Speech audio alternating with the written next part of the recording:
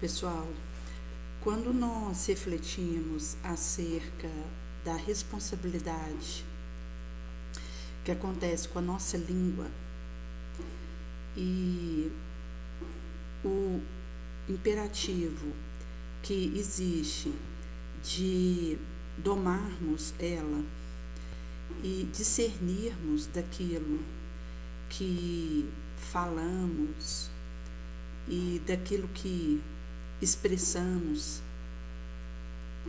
isso vai traduzir uma orientação que vai existir em 1 Pedro 3,10, conforme vai ser trago para nós em Palavra de Vida Eterna no capítulo 109.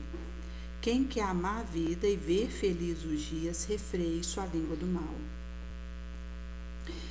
E aqui vai ser trago um pouco que quando eu me disponho a insuflar no ouvido alheio tranquilidade que ambiciono e falar do outro aquilo que eu desejo que o outro fale de mim, isso vai significar algo que eu estou insementando naquele areal para que possa haver a frutificação.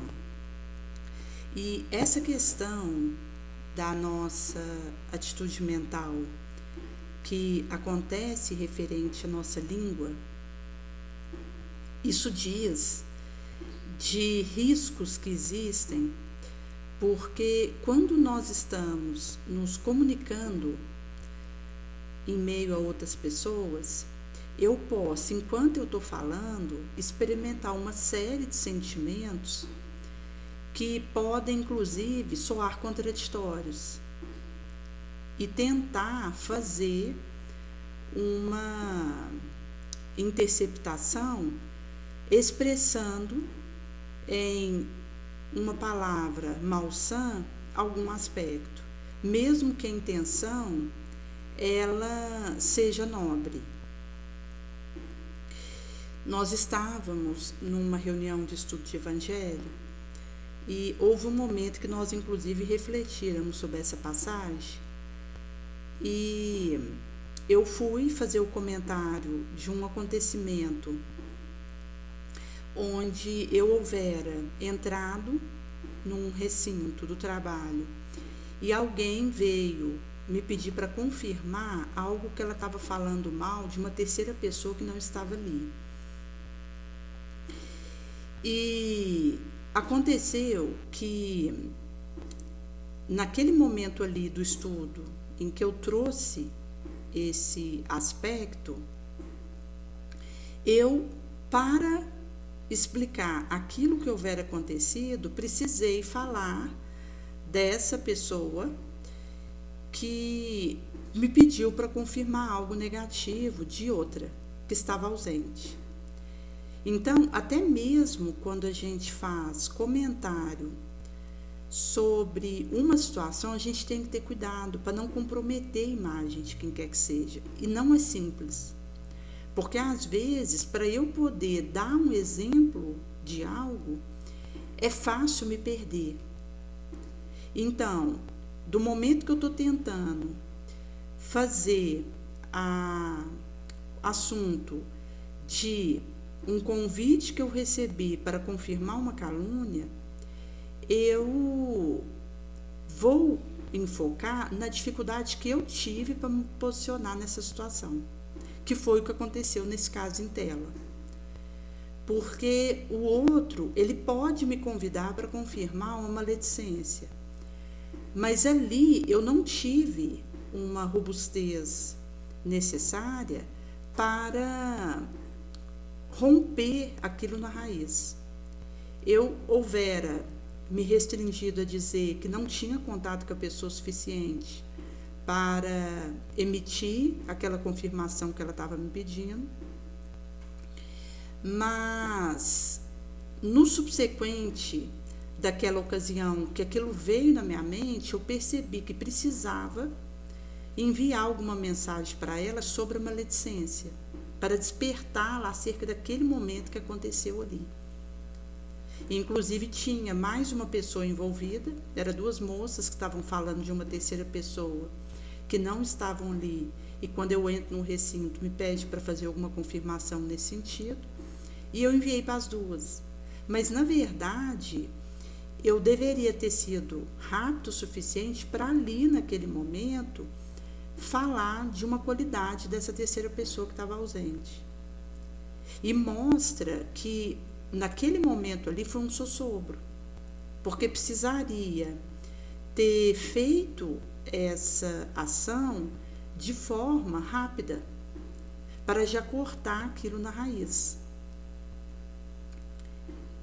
Como aconteceu hoje, que estava um rapaz com uma senhora carregando uma criança no colo e uma outra mais nova carregando uma criança no colo. E tinha acontecido no momento que eu cheguei ali naquela rua, uma agressão de um rapaz com uma mãe com uma criança no colo, e eles haviam chamado a polícia, que ainda não tinha chegado. E acabou que quando esse rapaz ele sai ali daquela casa, o outro que estava na porta começa a duelar com ele em palavras e quase que vira uma agressão física. Foi nesse momento que nós falávamos sobre o perdão, para rezar um Pai Nosso, para que pudesse apartar aquele risco que aconteceu ali com aqueles dois rapazes, para que não viesse a acontecer um duelo físico, porque de palavras já estava acontecendo.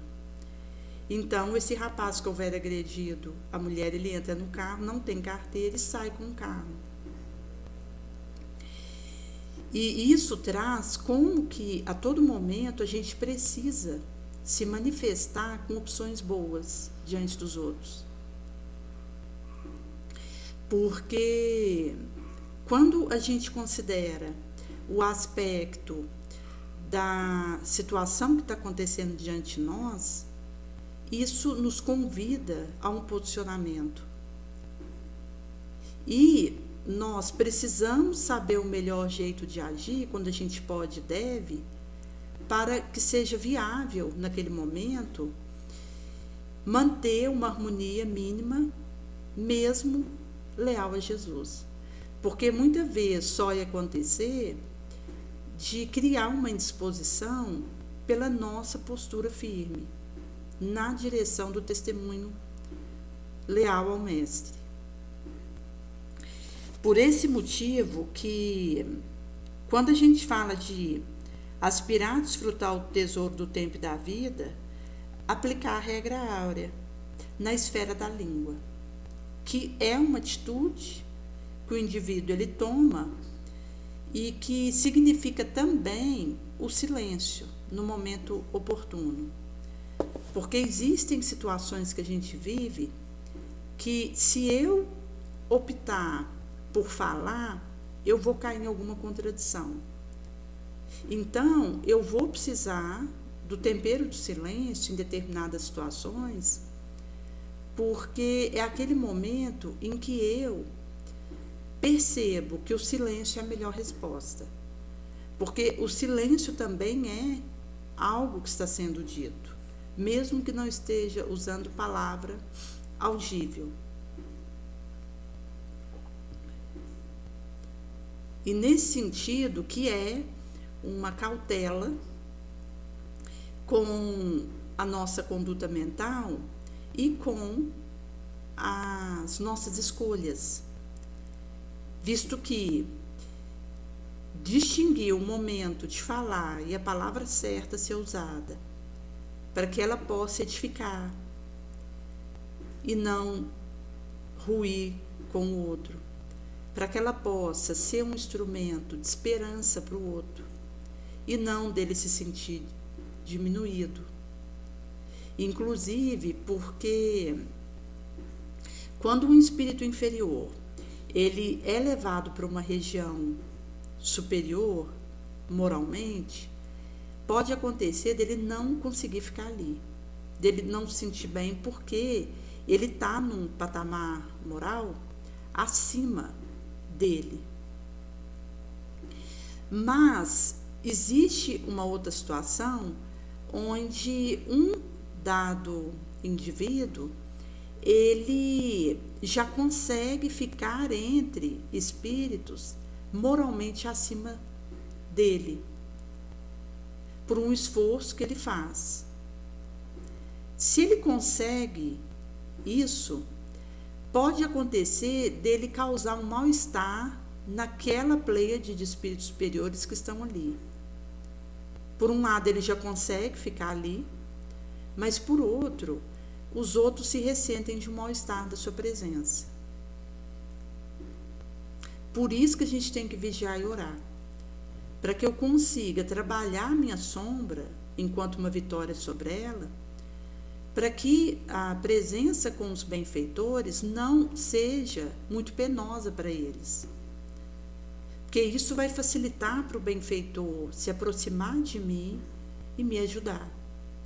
Quando eu faço o esforço de me manter num patamar vibracional elevado, nobre, porque aí facilita o trabalho do benfeitor junto de mim, seja me alertando, me dando orientação.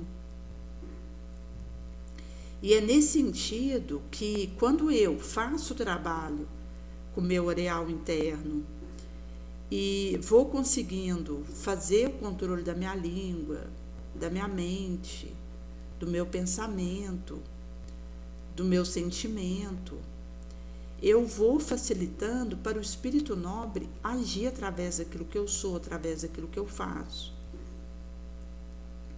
Que é um desafio, porque nós enfrentamos uma série de situações dentro de nós que, se não houver uma vigilância adequada da nossa parte, elas vão nos manter perturbados. E é nesse sentido que, do momento em que a gente tem essa perspectiva da nossa sombra e de que isso pode causar ressumos negativos em outrem, eu vou procurar me burilar ao máximo para que eu consiga entrar numa faixa em que não seja penoso para o outro a minha presença, a energia que eu estou emitindo, a vibração que eu me demoro. Quando a gente fala do Cristo, ele, para vir ter conosco, fez uma renúncia colossal, inabordável, porque ele sai de uma esfera angélica, de crística envergadura, e ele desce para os pestilenciais terrestres, onde ele ia ter contato com uma série de sombras nos terrícolas que aqui se demoravam, que ressumariam uma série de negatividades para ele. Por isso que a gente tem, inclusive, alguns relatos de Jesus em que ele vai dizer: homens de pouca fé, hipócritas, por que vocês me testam? Ele vai trazer alguns recortes mostrando que existia uma dificuldade de estar no meio daquelas ciladas que aconteciam por onde ele passava na sua direção. E aqui falando de um espírito crístico. Por isso que, quando a gente considera um benfeitor que é um espírito elevado, mas não está ainda no degrau de um espírito crístico, ele enfrenta dificuldades para vir ter conosco.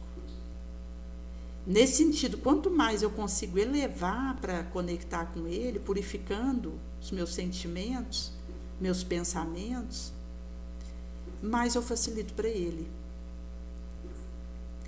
E é curioso, gente, porque nós vivemos numa sociedade em que nós estamos em meio a vibrações de sensualismo, egoísmo e orgulho, que que são as nossas chagas. E isso é uma situação que eu falo a partir de mim, como espírito inferior que eu sou, dos riscos que eu corro com esses sentimentos. Porque quando eu me deixo levar por qualquer tipo de sensualismo, e que tem aspectos sutis, porque o que acontece na questão do sensualismo é que muitas vezes eu alego a responsabilidade de alguém de fora por despertar algo em mim, enquanto que isso tem a ver com a minha afetividade e sexualidade alterada, enferma, com a tendência que eu tenho ao sensualismo. E aí eu projeto isso para alguém de fora. Porque se eu me entrego às vibrações sensualistas, isso vai me levar a me auto-obsedar na área da sexualidade e da afetividade. Então, quando vier alguma investida de fora nessa área, vai me perturbar, vai me arrastar. Porque eu me auto-obsedo nessa área pelas nutrições sensualistas que eu aconteço. E que mesmo que eu tente fechar a porta para isso, rechaçar, pode ser que eu ainda deixe brechas para isso. Seja por gosto em relação a essa situação, tendência, pendor. Então, mesmo eu tentando fechar as frestas para essa situação, isso pode ainda infiltrar, encontrar espaço dentro de mim.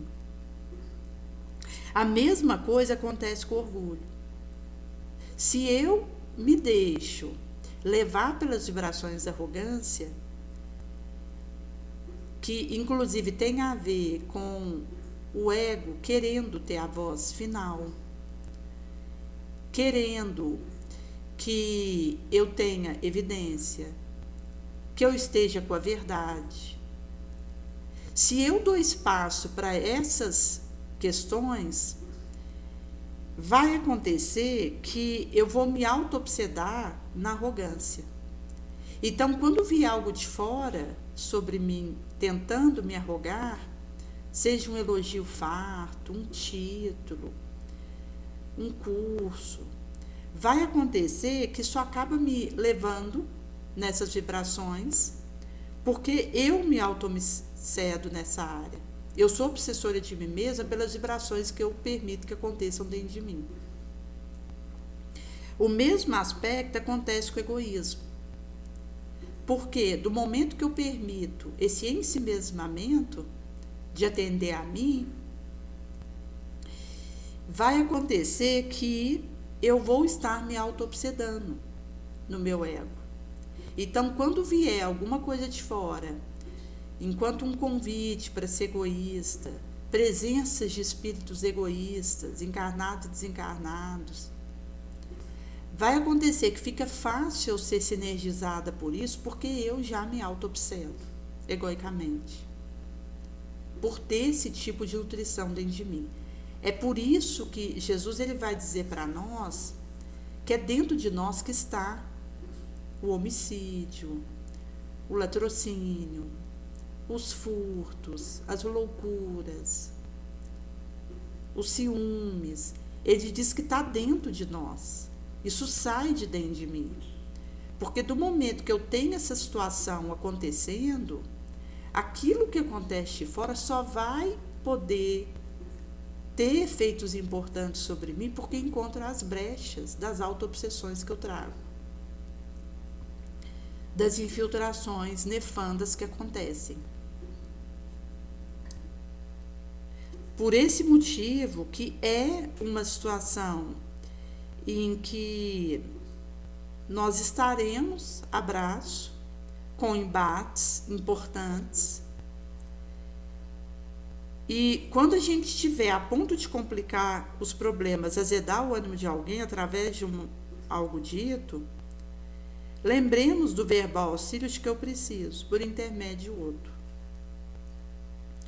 Então, inclusive aqui, Emmanuel, ele vai trazendo algumas situações em que a palavra bendita, ela salva, Então, se você está diante da desesperação, da queixa, que nos escapa da boca, entre a amarga dificuldade, a gente bendiz o amparo daquele que nos acalma, usando notas de tolerância. E é nesse sentido que existe aí esse cuidado para que, quando alguém esteja falando situações desesperosas e queixosas, nós possamos ter essas notas da clemência. Quando estamos de coração obrigado a constrangedoras atitudes, observamos que a ansiedade nos alivia perante a confortadora referência daquele que nos oferta compreensão e apoio. Que é essa situação em que vem essa mão estendida. Como hoje nós estávamos comentando da situação que acontece em prisão. Enquanto dificuldades que os indivíduos vivem ali dentro, porque a gente vai ter, por um lado, as máfias que controlam dentro e fora da prisão, e aquele que, para sobreviver, precisa se aliar a alguma facção criminosa. E, por outro lado, vai existir a situação de comércio, inclusive de um café, de um banho, de um colchão para dormir. Que às vezes um preso, para ter um café da manhã, ele tem que pagar para o outro, que é o líder ali de uma determinada facção. Então, vai um parente visitar um dado preso, esse preso precisa pedir dinheiro para esse parente, para ele ter como, dentro da prisão, tomar um café, tomar um banho, encostar a cabeça no travesseiro. Então, são situações que vão acontecer enquanto esse populacho, mas que vão traduzir o conforto que acontece quando alguém ali recebe uma mão estendida, uma palavra de ânimo, de consolo. Existe, por exemplo, a situação, como um dado recorte que uma moça estava comentando, que ela tinha entregado um dinheiro para pagar uma determinada pessoa que tinha oferecido um serviço para ela, e no momento ela estava sem dinheiro devido a isso. E ela divisa do outro lado da rua um rapaz que tinha começado a usar droga de pouco tempo e não tinha adentrado o vício contumaz ainda. E haviam 5 rapazes que tinham ligação com a traficância, cobrando dele R$10 pelo uso de uma dada droga. E esse rapaz alega que ele não tinha dinheiro para dar para eles. E eles falam para esse rapaz que iriam matá-lo naquele momento, porque ele não ia entregar os R$10 por não ter o valor. E essa moça do outro lado da rua, observando o que acontecia ali, ela desejou dar o dinheiro para salvar a vida desse rapaz. Mas ela tinha entregado para uma moça para pagar um determinado serviço, por isso que ela não tinha um valor com ela, porque se ela tivesse, ela ia dar os R$10 para aqueles 5 rapazes, para que eles poupassem a vida do jovem que estava sob a mira de ser morto.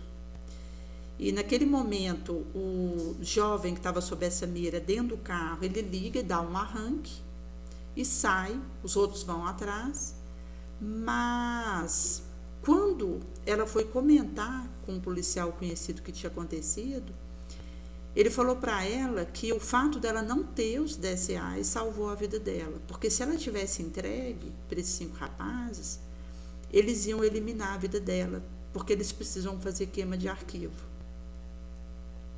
Então, até mesmo quando alguém entra numa situação dessa para tentar ajudar e dar um auxílio, nesse desiderato, pode esse indivíduo que entrou vir a morrer junto com aquele que está sob a mira do tiro.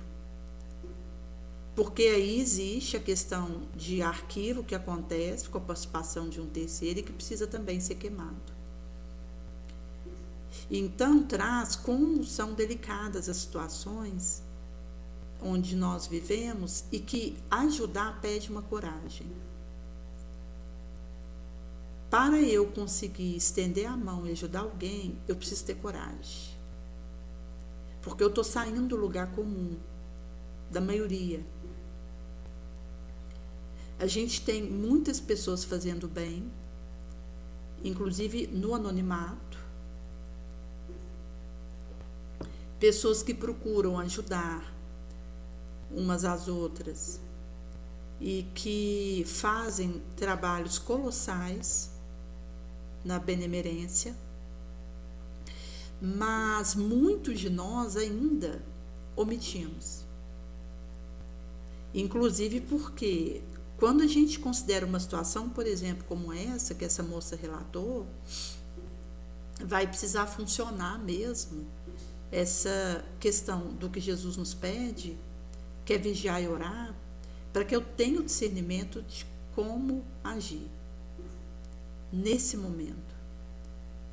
Porque eu poderia optar dar minha vida para salvar do outro.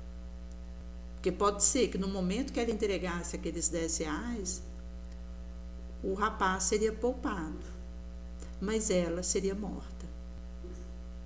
Mas acaba que mesmo que não seja uma morte física, o suplício moral, espiritual, ele acontece quando a gente faz o bem, quando a gente não se omite. Inclusive na cascatação que isso traz. E é curioso, gente, porque quando a gente tem, por exemplo, situação de uma herança ilícita, uma dada família que os seus pais tinham uma atividade ligada a enriquecimento por algum tipo de vício, e quando eles vieram a falecer, um filho herdou uma herança ligado a uma atividade ilícita dos pais. Se esse filho ele não tinha uma participação, conhecimento direto daquela situação, mesmo depois ele vindo a saber de irregularidade, ele pode aceitar a herança, vender aquele negócio legal que os pais tinham e usar o dinheiro para beneficiar os outros. Então, mesmo se eu recebo algo indevido, eu posso purificar isso com a minha escolha. Então, o que eu faço com esse dinheiro vai trazer aquilo que eu estou contribuindo para o meu entorno. Inclusive, a gente tem um recorte no Evangelho segundo o Espiritismo, onde vai ser trago para nós essa questão do uso que nós realizamos de um dado valor e que vai nos dizer sobre esse aspecto de nós darmos pelo menos o que nos sobra para quem não tem o necessário. Então, o aspecto do valor que nós movimentamos, isso está ligado ao que eu vou fazer disso. Então, se eu movimento um montante e mesmo tendo alguma irregularidade na maneira como aquele dinheiro chegou até mim, considerando uma herança, mas eu, com a minha atitude, eu vou conseguindo sublimar o uso desse recurso. Eu vou conseguindo elevar esse meu padrão. E que, inclusive, tem a ver com a maneira como eu levo a distribuição disso, o emprego disso, que varia, porque às vezes alguém que recebe um dado montante, ele sente o chamado para criar uma empresa lícita em que ele gere empregos que vão ajudar pessoas, arrimos de família. Pode ser que o indivíduo ele tenha a orientação de entregar aquele dinheiro para uma obra benemerente. Como nós temos nosso canal Pix do Fraternidade Sem Fronteiras e do México Sem Fronteiras, que faz um trabalho importantíssimo fora do Brasil.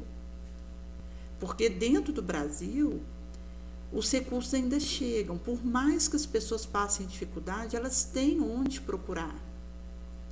Então, às vezes a pessoa, ela pode estar desempregada, ela pode fazer um cadastro para receber uma cesta básica, ela pode ir num SOS da cidade para pegar um remédio, conseguir roupa. Existe movimentação que o indivíduo pode fazer para poder chegar na necessidade dele. Ele vai numa casa da sopa, ele pode tomar um caldo reconfortante. Inclusive, considerando os trabalhos dos espíritas no Brasil, que fazem muita distribuição de alimento, de remédio, de agasalho, de enxoval. E também outras religiões, porque o homem de bem ele está em toda parte. Aonde ele estiver, ele se movimenta para ajudar quem precisa. Então, nós estamos aqui sob a égide de Jesus, que é do qual promana isso para nós. E nesse sentido que o indivíduo, ele fazendo esse tipo de ajuda, ele vai fazer chegar para alguém algo que o outro precisa. Então, quando a gente fala de Brasil, por mais penúria material que exista, o recurso está à disposição em algum lugar. Se o indivíduo procurar, ele acaba encontrando.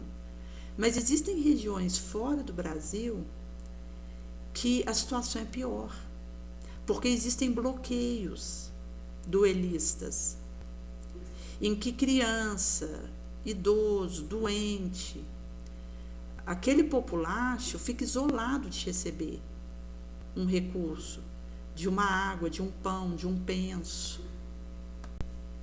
E quem vai até o encontro dessas pessoas são as redes humanitárias, como Fraternidade Sem Fronteira, o México Sem Fronteira e outras. Fraternidade Sem Fronteiras, por exemplo, eles fazem um trabalho na África, em regiões que às vezes tem 60 mil refugiados, que não têm acesso a uma água adequada. E é eles que chegam ali, furando poço, levando médico, hospital até esses indivíduos, dando cursos para que eles possam se manter depois que essa rede for para outro local. Enquanto aí ensinar a pescar, não só dar o peixe, mas junto fazer os ensinos que vai ajudar o outro a conseguir se manter minimamente. Então, leva junto instrução, leva a oração. Então, esses trabalhos que acontecem fora do Brasil, eles são muito importantes. Então, o auxílio que a gente puder dar, mesmo que eu, com um dado valor, eu não sinta um chamado para abrir um orfanato ou para enviar para um hospital, mas pode ser que o chamado é para enviar para uma rede humanitária, como Fraternidade Sem Fronteira, que precisa muito de ajuda. Inclusive porque nós tivemos cortes em verbas internacionais para esses desiderados. Nesse sentido, que existem regiões precisando muito. E que Jesus ele vem nos alertar o que está comigo em excesso, que eu posso entregar para ajudar alguém que não tem o básico, que não tem uma água para dessedentar a sua sede adequadamente. Então, nesse sentido, que são despertamentos que vão acontecendo e que, mesmo que exista alguma irregularidade em algum aspecto, mas sou eu que vou limpar isso com a minha conduta. Enquanto aí algo que pode ter acontecido e eu não participei, não tomei conhecimento, mas que com o meu testemunho eu sustento o nobre. Porque onde eu estou, eu deixo essa vibração, essa elevação. Por isso que é uma atitude que vai ser traga para nós. Enquanto aí essa premissa de podermos fazer essa movimentação no encontro do necessitado, que somos todos nós, mas do momento que eu tenho essa escolha, eu encontro o auxílio oportuno, até considerando a nossa situação na Terra. E nesse sentido que aquilo que vai sendo feito despertamento para nós, vai tentando nos trazer esses areais. Ante uma prova que chega em monte de espírito desarvorado, na luta diária, consideramos por recurso celeste a generosa indicação daquele que nos induz a paciência. Foi no momento ali, daqueles 2 rapazes para entrar no duelo físico, e a lembrança, perdoa. Então, às vezes, essa indicação generosa que induz alguém à paciência, a repensar, a tolerar, vai ser a virada de chave para o outro, para recuar, para contar até 10, para respirar fundo, para rezar um Pai Nosso, para rezar uma Ave Maria. Por exemplo, às vezes quando o outro está numa vibração de cólera, de maledicência, lembrar da qualidade do outro vai ajudar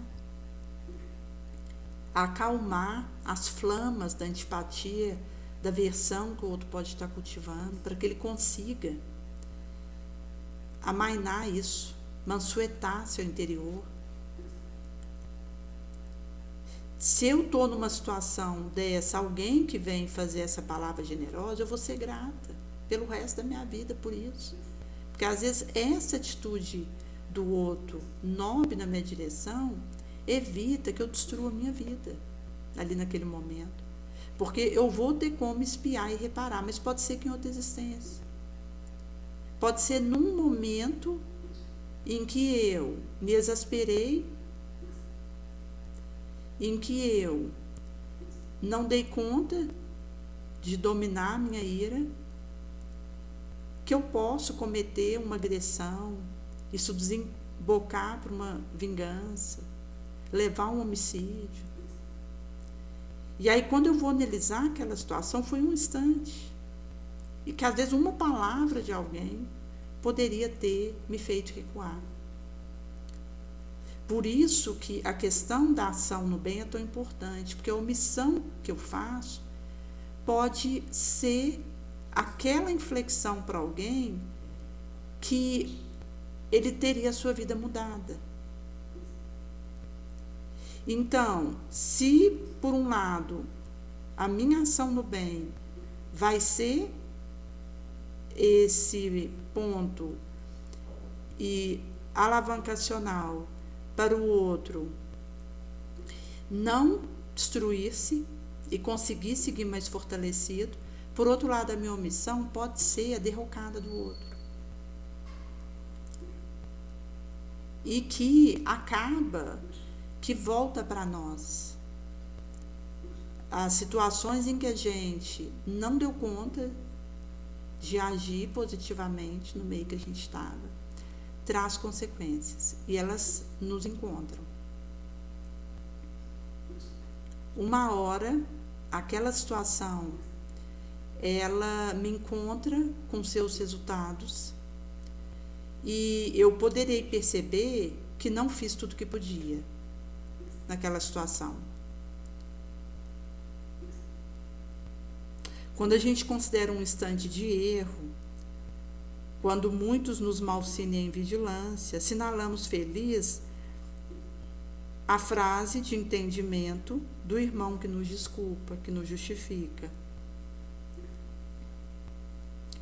Necessitados daquele ou desse concurso, agradecemos ao companheiro que nos endossa as solicitações com apontamentos simpáticos.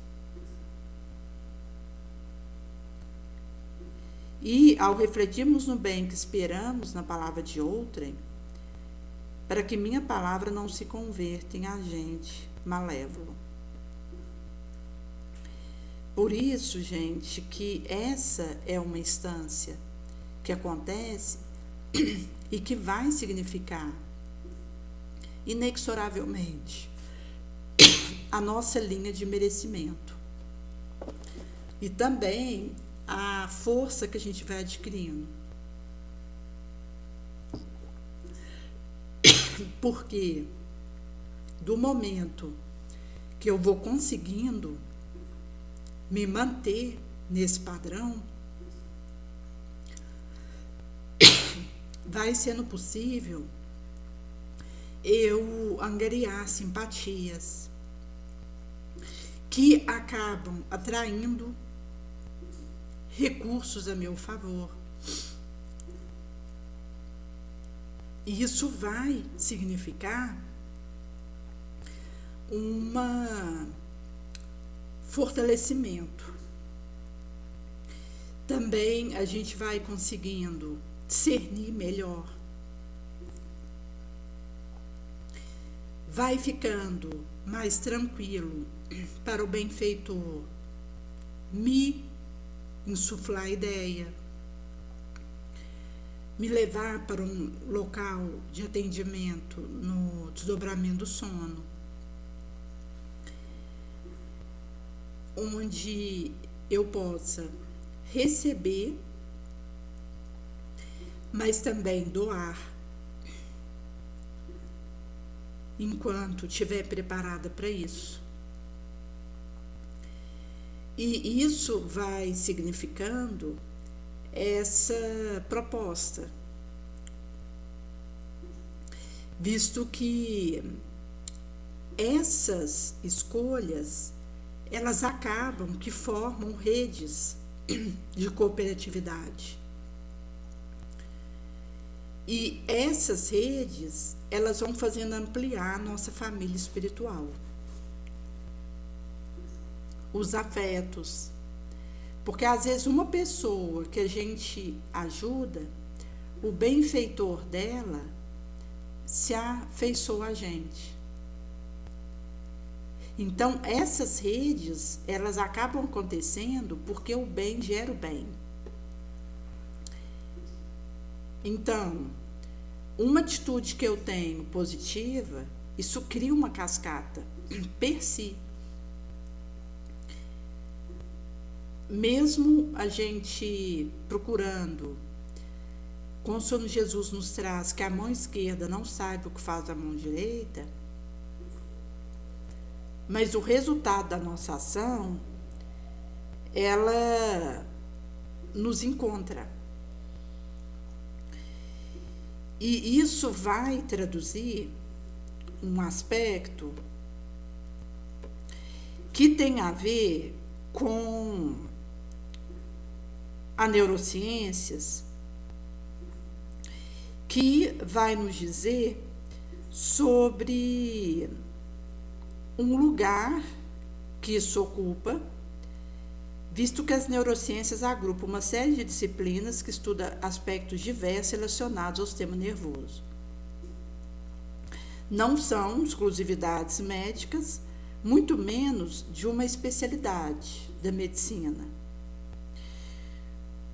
neuronal ou neural, ao invés de neurológico. Então, a gente tem na psiquiatria, a neurociência possibilitando entender fisiopatologia, que é um mecanismo de mental transtorno. No espiritualismo, a neurociência possibilita entender mecanismos de transcendente experiência, fisiologia.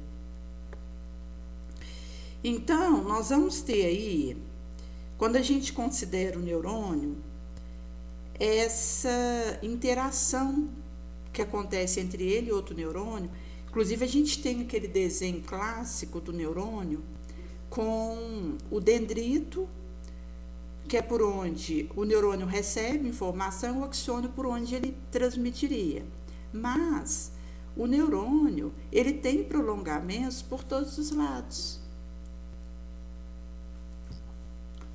E isso mostra a dinamicidade que ele encerra. Onde a gente vai ter o ponto do contato dele com um outro neurônio, mas que vai estar implicado numa circuitaria complexa de recebimento e distribuição de informações, inclusive nas interações entre neurônios, entre os gliais, que dão suporte para o neurônio, a célula lixinho, que recebe as excretas de neurônio, o gás carbônico para eliminar, aquelas outras que fazem chegar no neurônio que ele precisa, para o seu know-how interno. Nesse sentido, gente, que quando a gente considera o nosso córtex pré-frontal, porque nós temos aí o córtex motor primário, e o sulco central vai trazer aí a divisão entre a parte do encéfalo que é posterior daquela que é anterior. Então, a gente tem, a partir aí desse sulco central, o córtex motor primário, a área suplementar motora no subsequente, córtex cingulado anterior, córtex pré-frontal, que é a parte mais frontal do cérebro. Vamos ter o córtex orbitofrontal, o córtex frontal ventromedial,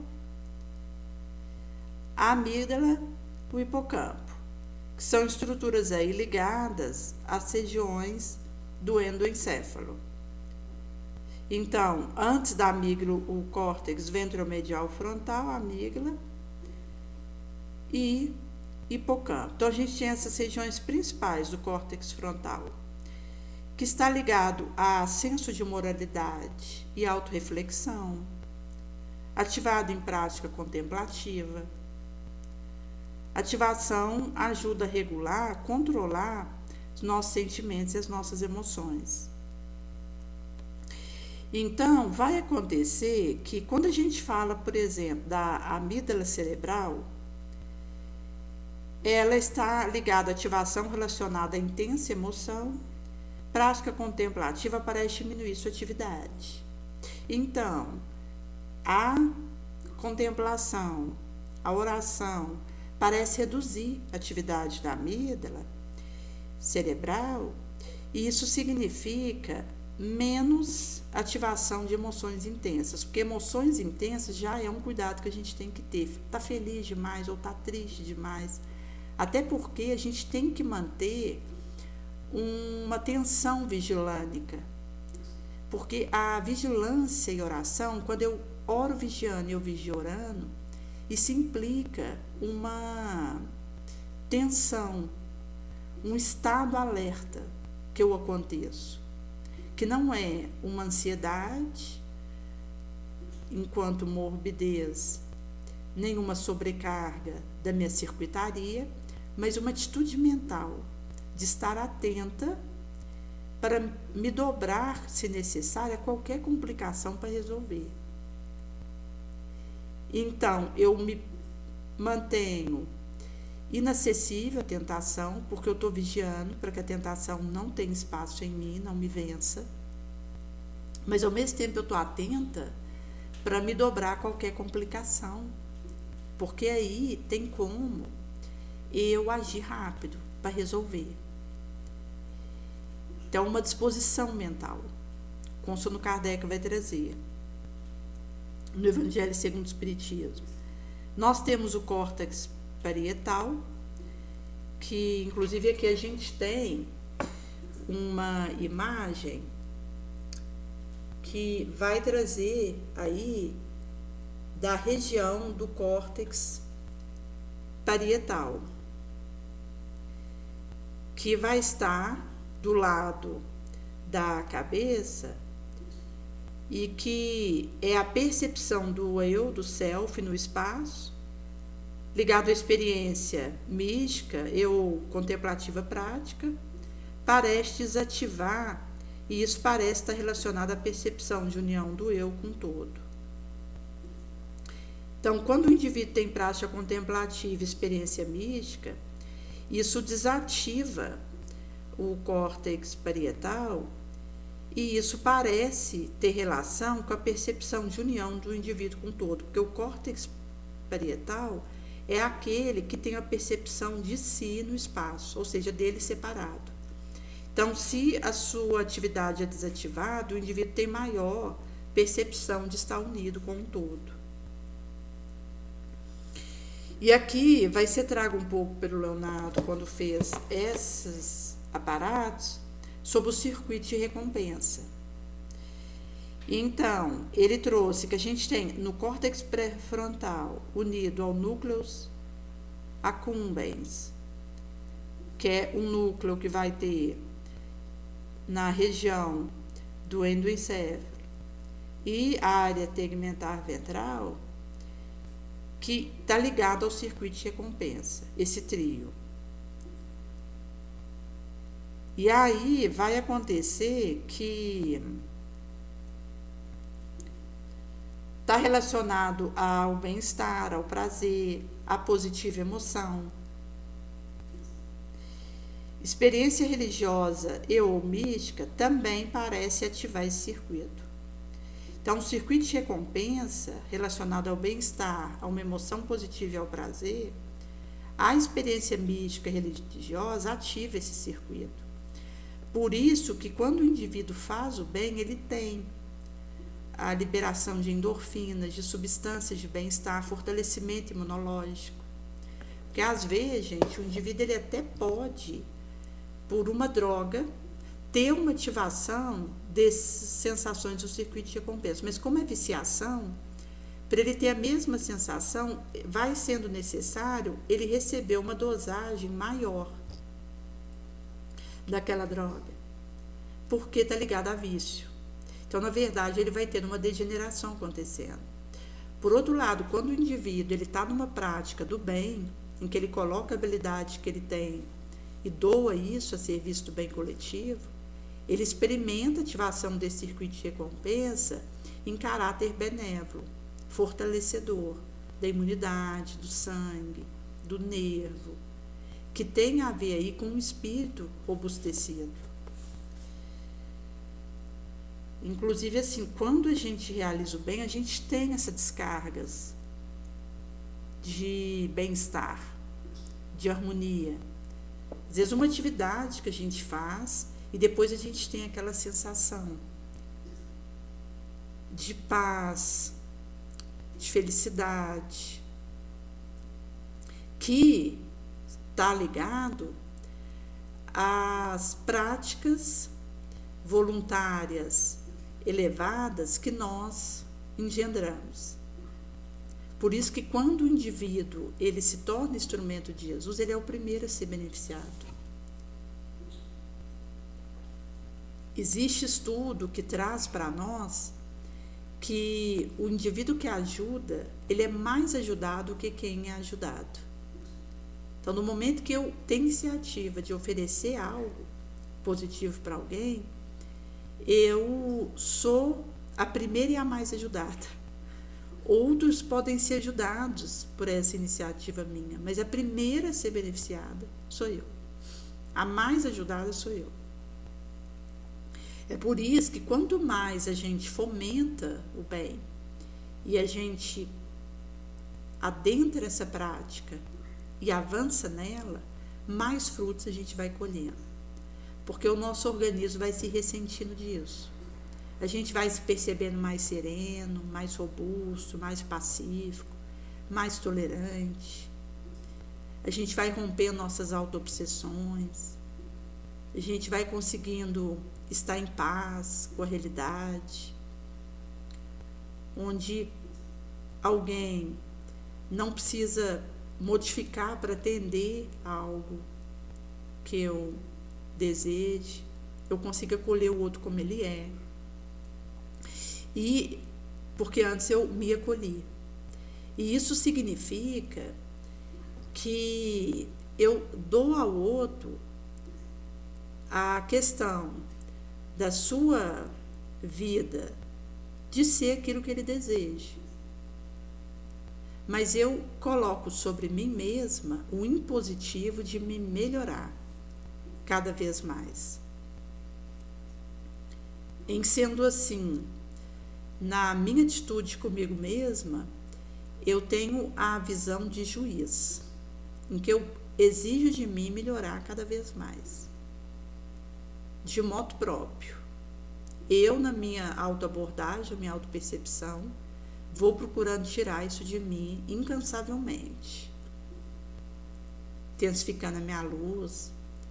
Mas o outro, para esse, eu vou ter um coração de mãe, que acolhe, que tolera, que ama, porque todos nós temos sido tolerados por Jesus até aqui, acolhidos por Ele.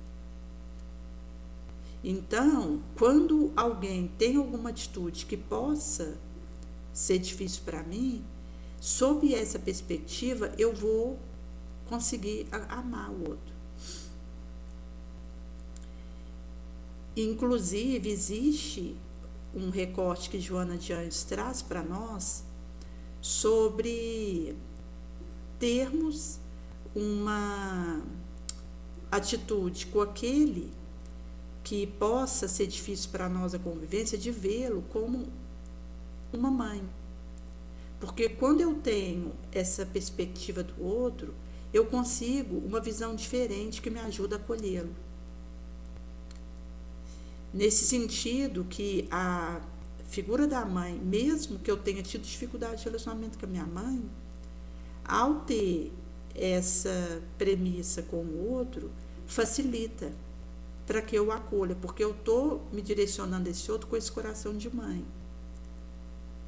Então, vê-lo como uma mãe me ajuda a acolhê-lo, a auxiliá-lo. Da mesma forma, chega um momento em que eu percebo que eu preciso me ver como uma mãe enquanto ser mãe de mim mesma. Mas o juízo de mim mesma, ele precisa ser fortalecido para que eu consiga tirar mais de mim. Em sendo assim, do momento que eu vou exigindo mais, eu vou conseguindo fortalecer minha luz. E é nesse sentido que, para Deus, eu encontro um coração de criança diante dele. Porque essa perspectiva de Deus como mãe, como pai, isso vai me ajudar na minha relação com Deus. É por isso, gente, que a maneira como eu vejo a minha mãe terrena, o meu pai terreno, impacta na maneira como eu relaciono com Deus. Por isso, a importância de nutrirmos dentro de nós a gratidão com os nossos pais.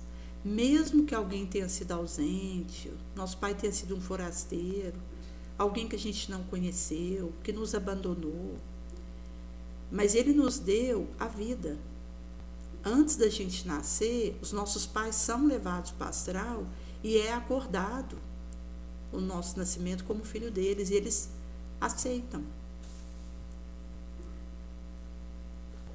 E estar encarnado é a maior preciosidade para nós, porque é uma etapa que a gente precisa para evoluir. E foi através desse pai, dessa mãe, que isso foi dado para nós. Até porque a questão do agradecimento vai dizer de que quando eu agradeço, eu reconheço que recebo. Então eu consigo usar algo bom, porque eu enxergo para aquilo de bom que eu estou recebendo.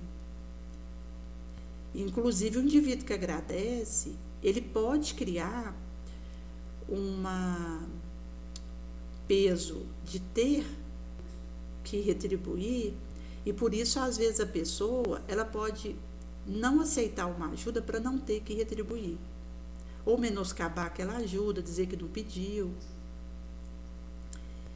Por isso que são situações infantes que vão traduzir a importância da gratidão, porque quando eu consigo agradecer, eu me comprometo com as benesses que estão chegando até mim, e eu vou querer retribuir, eu vou querer da minha vez fazer também pelo outro. E é nesse sentido que a gente entra nesse ciclo da maturidade. Por isso também que a gente tem que dosar o que nós entregamos com aquilo que nós recebemos, porque às vezes se eu fico entregando de forma pesacional para o outro, pode ser que eu esteja sobrecarregando ele com um impositivo de fazer algo de volta. Por isso que a verdadeira auxílio é doação, porque eu faço sem esperar nada em troca.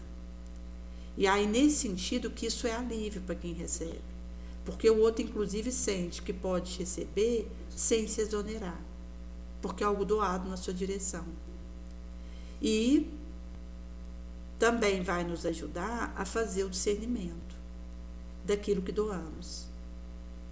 Até porque aquele que segue após Jesus desejará doar,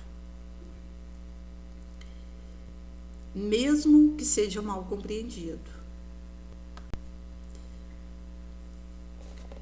Por isso que, numa rede de modo padrão, relacionado ao self, que é o eu, e à introspecção, a gente tem algumas áreas que são acionadas, como no córtex pré-frontal, e a região que vai estar na parte que vai adentrar o posterior no endoencéfalo. Então, aqui a gente tem um pequeno registro nessa foto que vai mostrar essas regiões que estão com um colorido diferente, mostrando regiões ativadas a partir desse areal.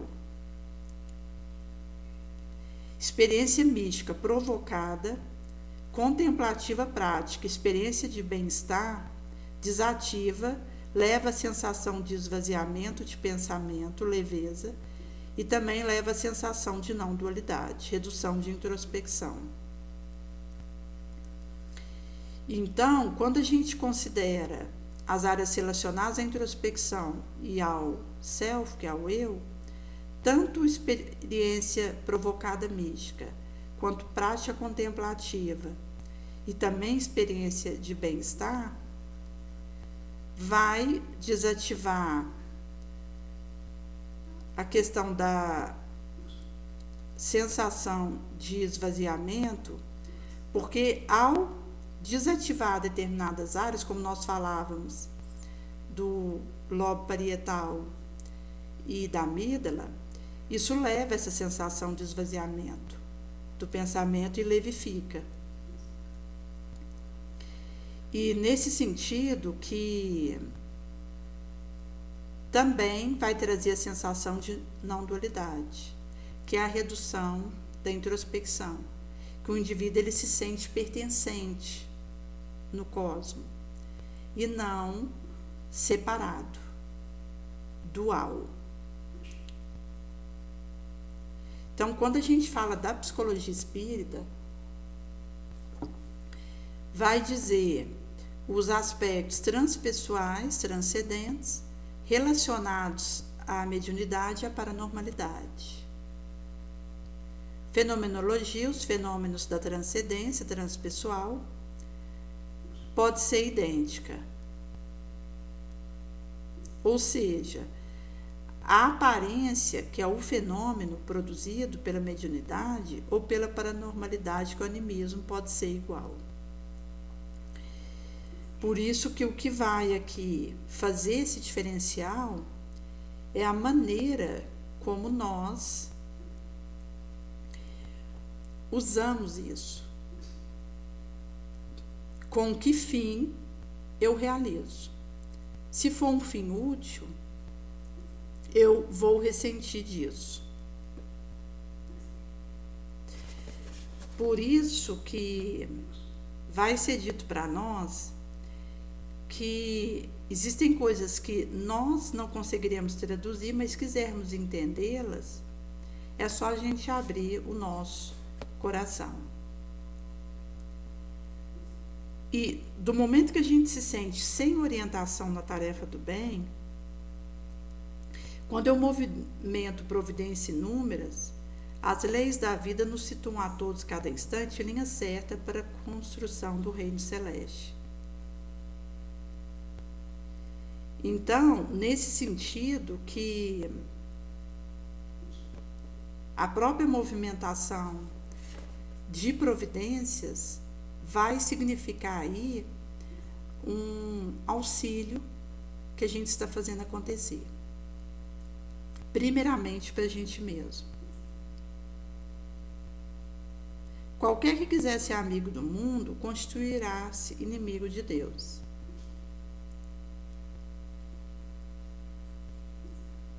E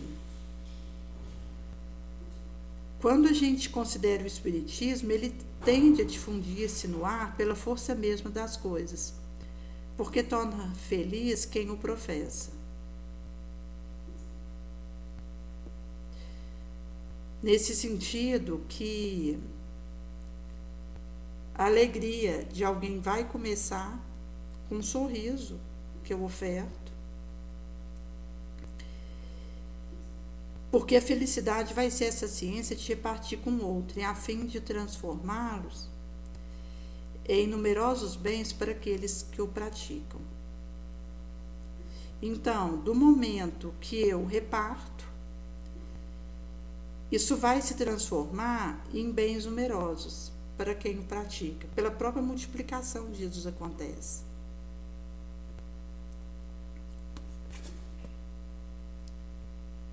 Cada qual de nós está construindo a vida desejada. Nesse sentido que a maneira como eu escolho e aquilo que eu escolho está tecendo o meu porvir. Então, para eu deter essa felicidade em plenitude, eu preciso observar os desígnios divinos, sintetizados no Evangelho, e que são desdobrados ao nível da cultura atual pela espírita doutrina. Consono vai dizer em Um Jeito de Ser Feliz, de Richard Simonelli. E aí vai ser trago para nós que um tipo comum de verdadeira infelicidade é dispor de tempo para acreditar-se infeliz.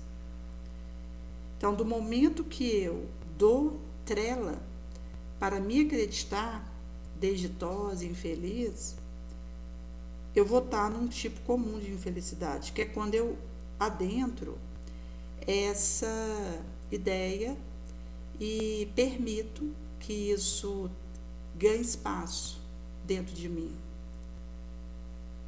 Nesse sentido que, se eu agradeço, eu consigo me perceber felicitada.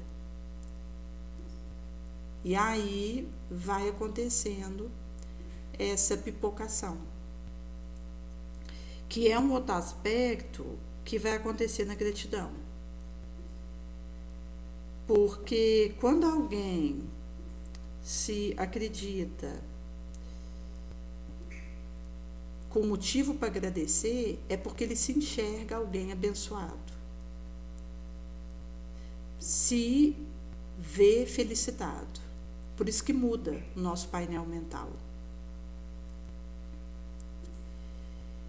E, inclusive, vai me fazer preservar o que de bom eu tenho. Porque do momento em que eu vejo isso, eu vou desejar preservar, multiplicar. Então, acaba que vai acontecer dentro do indivíduo o processo. Por isso que Jesus ele vai nos dizer sobre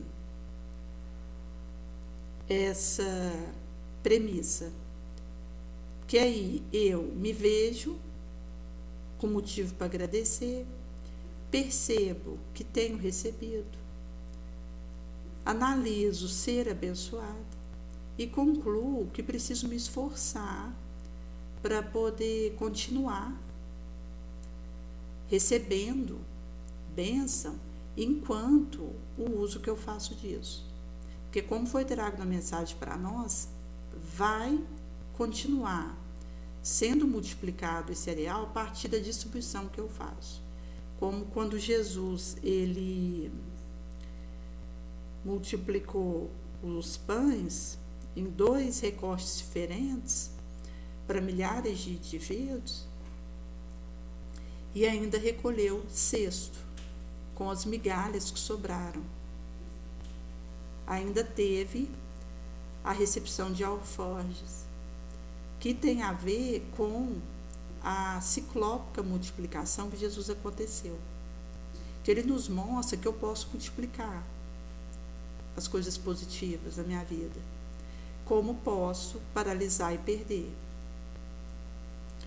Como aquele aspecto que eu recebendo um talento que Jesus vai trazer para nós, e eu, por não usar isso na gleba do mestre, eu acabo sendo tirado de mim até o que eu tenho. Por isso que Jesus ele vai nos dizer acerca da preparação do seu ministério, onde ele esteve desde pequeno atento para aquilo que ele viria a realizar.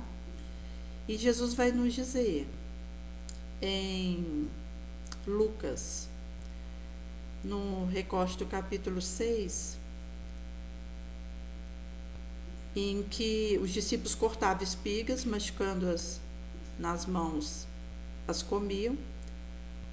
Então, os fariseus diziam que eles faziam o que não é lícito nos sábados. E Jesus responde que eles não têm lido o que fez Davi quando teve fome, ele e os que estavam com ele. Como entrou na casa de Deus, pegou pães da proposição, deles comeu, e Deus que viam com ele. Sendo assim que não podiam comer deles, senão só os sacerdotes. Então, remata, o Filho do Homem é Senhor também do sábado. Nesse sentido, que vai no subsequente trazer do homem da mirrada mão. No outro sábado, Jesus entra na sinagoga e ensinava. Um homem ali tinha a mão direita atrofiada, fariseu e escriba observava, para ver se curaria no sábado, a fim de terem como acusá-lo. Jesus, conhecendo seus pensamentos, disse para o homem que tinha a mão atrofiada: levanta-te, fique em pé, no meio. Jesus lhe diz, depois que ele vai para o meio em pé: pergunto-vos se no sábado é lícito fazer mal ou bem, tirar a vida ou salvá-la. Depois perpassa com seu olhar a todos e diz ao homem: estende tua mão. Ele estende e foi-lhe restituída a mão. eles se encheram de furores e falavam uns com os outros para ver o que fariam de Jesus. Depois vai ser relatado a escolha dos apóstolos, que ele saiu ao monte para orar e passou toda a noite em oração. Quando fez dia, chama os discípulos, escolhe dentre eles os 12, que chamaram apóstolos, e do subsequente vai trazer Simão, André, seu irmão, Tiago, João, Bartolomeu, Filipe, Tomé, Mateus, Tiago, filho de Alfeu, e o zelador Simão, Judas, irmão de Tiago, e o Judas Iscariotes, que houvera sido traidor. Depois vai falar da cura de Jesus a muitos enfermos, onde parar numa planície, acompanhando a comitiva de seus discípulos, de grande populacho. A Judéia toda, Jerusalém, marítimas terras, assim Sidônia como de Tiro, vieram ouvir-lhe para que os curasse as suas enfermidades, e os que eram possessos de imundos espíritos ficavam sãos. Trazendo aí que Jesus, para fazer escolhas, ele orava. Então, aquilo que ele ia realizar, ele tinha essa conexão com o Pai e uma vida de vigilância e oração. Jesus, numa envergadura crítica, ele já tinha a luz plena. Ele não tinha sombra para ele vencer, abafar, fazer o bem vencer sobre o mal. Mas ele vai mostrar para nós a conduta que a gente deve seguir, como a que ele realizou. E os que vieram ouvir-lhe para que esses curasse, Jesus ia fazendo sair dele virtudes, que curava a todos. Então havia diligências por tocá-los. Vai dizer um pouco do sermão da montanha, que Jesus vai trazer: bem-aventurados os pobres, porque vosso é o reino de Deus. Bem-aventurados os que choram, porque rireis. Os bem-aventurados os que têm fome, porque sereis fartos. Bem-aventurados sereis quando os homens vos aborrecerem, quando vos separarem e carregarem de calúnias e injúrias, e rejeitarem vosso nome como mal, por causa do Filho do Homem. Folgai nesse dia, exultai, eis que grande é o vosso galardão celeste. Dessa maneira, eles tratavam os profetas, os pais deles. Usais, que vai falar: ai de vós que sois ricos, porque tendes a vossa consolação. Ai de vós que estáis fartos, porque vocês virão encontrar fome. Ai de vós que agora rides, porque chorareis, gemereis. Ai de vós quando os homens vos louvam, porque assim faziam os falsos profetas aos pais deles. Então, Jesus ele vai trazer essa perspectiva do amar o inimigo, fazer bem a quem odeia, orar por quem persegue. Porque se fazemos isso somente aquele que nos ama, estaremos fazendo como os pecadores fazem. Se a gente empresta aquele de quem espera receber, não há reconhecimento. Os pecadores fazem empréstimos, esperando recepções subsequentes.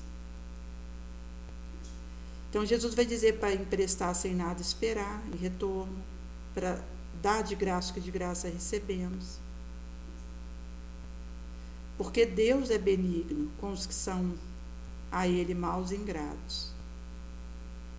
Sermos misericordiosos como nosso Pai é misericordioso. Não julgar para não ser julgado, não condenar para não ser condenado. Dá o perdão para sermos perdoados. Dá e dar-se-vos-á, no colo vos deitará uma medida boa, bem cheia, calcada bem e bem abarrotada. Porque qual for a medida de que usardes para o outro, tal será que se use para vós. Então Jesus vai dizer: pode um cego guiar outro? Ambos não cairão na vala? Não é o discípulo superior ao mestre, mas todo discípulo será perfeito se for leal como o seu mestre. Então, antes de ver o argueiro no olho de alguém, reparar a trave que está no meu. Não tem como dizer, deixa eu tirar do seu olho uma aresta, quando eu não vejo no meu a trave. Então, Jesus diz, hipócrita, tira primeiro do teu olho a trave, depois você vai ver, para tirar a aresta do olho de outro. Então, Jesus vai dizer de que a árvore boa vai dar frutos bons, a má frutos maus. O homem não colhe figo de espinheiro, nem abrolho, vinho de uma uva. O homem bom, ele vai tirar do seu coração um bom tesouro. Então, desse bom tesouro, o indivíduo tira o bem.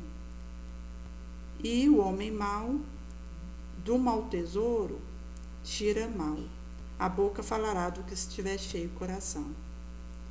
E aí Jesus vai dizer da edificação sobre a rocha.